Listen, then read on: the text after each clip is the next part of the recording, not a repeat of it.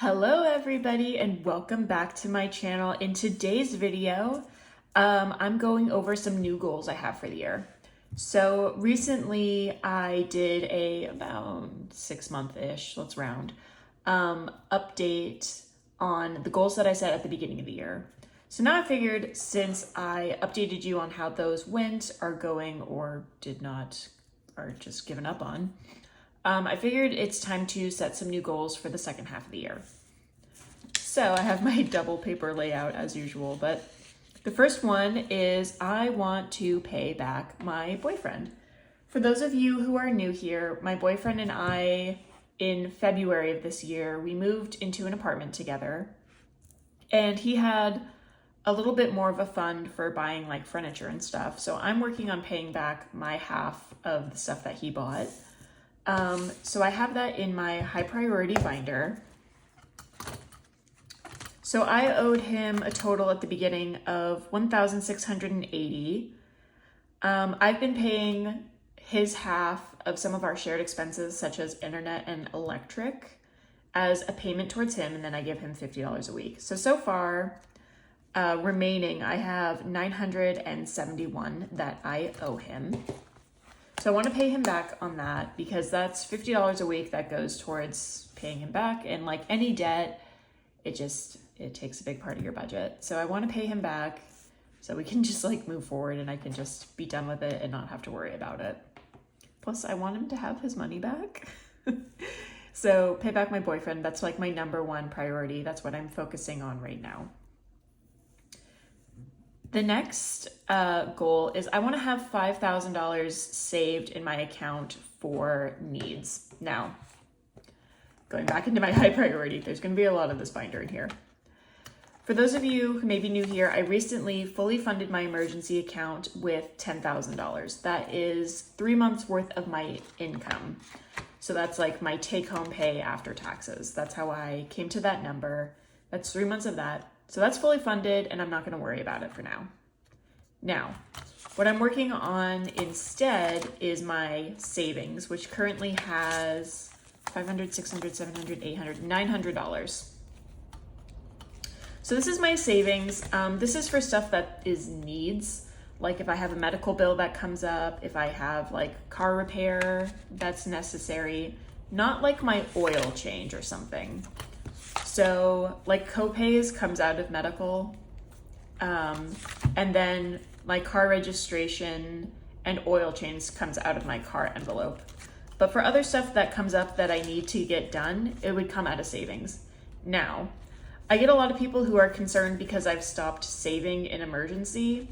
Don't be scared, because honestly, if anything were to happen that's an emergency that's not covered by the $10,000, it would come out of savings anyway, and it's all in one high yield savings account anyway. So all this money is thrown together in one savings account. I just have it divvied up by like what I'm allowing myself to use that money for.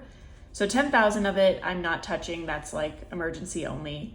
The savings money I touch only if I need something. And then anything else that you see a placeholder in here, you know, is not being touched unless it's for that expense. So like service dog has $700. Now, in an emergency situation, you know, like I don't care where that placeholder is, that money is now going towards the emergency. So it's not like I've necessarily stopped saving for an emergency like altogether. It's just like, you know, I'm not prioritizing that right now, but in case of, you know, I would have more money than 10,000 to throw at an emergency, if that makes sense. I'm just prioritizing having money for other stuff at the moment. So yeah, 5,000 for like medical, car, just stuff that's like absolutely necessary, but not an emergency, if that makes sense. It's not like I lost my job, but it's like this needs to get done. I have money set aside. The next thing I want to do is invest monthly in my IRA. Now before,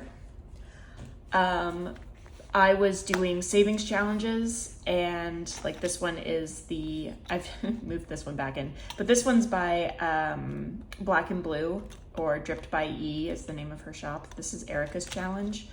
I was doing savings challenges to fund my IRA, but I was noticing that it takes longer than a month to complete those savings challenges. And I really have read that it's better to invest even just small amounts, like 20 bucks a month, in your IRA, because you have the benefit of time to like build that interest and stuff. So what I have done, I don't have a fancy envelope for it yet, but we're going old school. I have an IRA envelope. I'll add even just $5 a week, 20 bucks a month, and just start funding it. Because I'm getting really like paranoid about having money for my retirement. I mean, I'm only 28, so I have time, but I really want to like get on top of that and start investing in my IRA and funding it. So now that I have that envelope, every month at the end, whatever's in there will just go in my IRA, and I'm not going to worry about having a minimum that I'm trying to reach. Just deposit whatever I can and just start building that. So that's my third goal. The second thing is I'm considering making a bills binder and stuffing my bills, just because I think maybe I'll have a better understanding of like how much money I really have to stuff in my other categories. But at the same time, I don't know if I want to like run back and forth to the bank. I mean, but I already kind of do for unstuffing and condensing anyway, so it's not really another trip to the bank.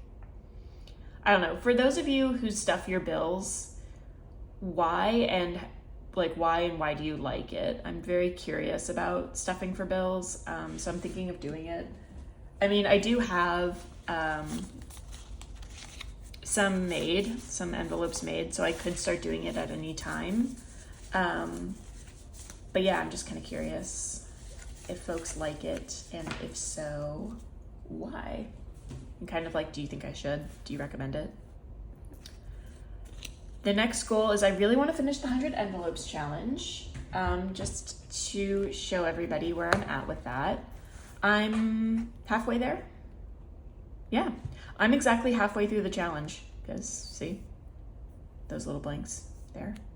So I'm halfway through this challenge. For those of you who are unfamiliar with the 100 envelope challenge, you have 100 envelopes all labeled 1 through 100, and whatever number is on the envelope, you stuff that amount of money. So envelope 1 has $1, $2, you get the idea. At the end of it, you have $5,050 saved. So I really want to finish this. I don't think I'm going to finish it this year, but it is a goal of mine. So far I have $1,443 saved in this challenge, but I do want to finish it. I don't think I'm going to finish it this year, just because I've only been stuffing one envelope a week, and I have all the high numbers now, and I have 50 more envelopes, so that means I'm not going to finish it this year. But I would like to finish that and get it done, and then reallocate that between all of my larger savings goals, such as, you know, some of it will go towards like emergency, some of it will go towards that needs money, some of it will go towards the service dog, some in my IRA, and then, I don't know, maybe treat myself to like more money in my adventure fund, because, you know, it shouldn't all go towards needs. Like, I should treat myself a little bit for saving the money, but yeah. And my last goal is I want to save at least $2,000 for my service dog. Now, I'm almost halfway there. For those of you who may be new here, I am disabled, and a service dog is something that would greatly help me. So I've been working on saving for one, because they are expensive.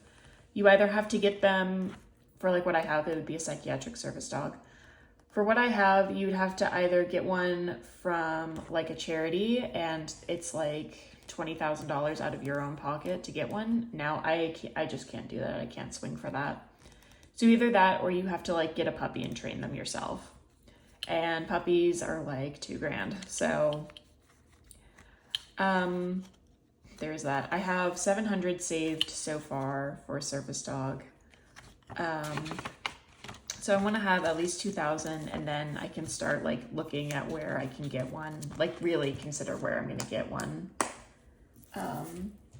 and all that. And then I need to have some money set aside for like vet appointments, you know, that kind of stuff. yeah.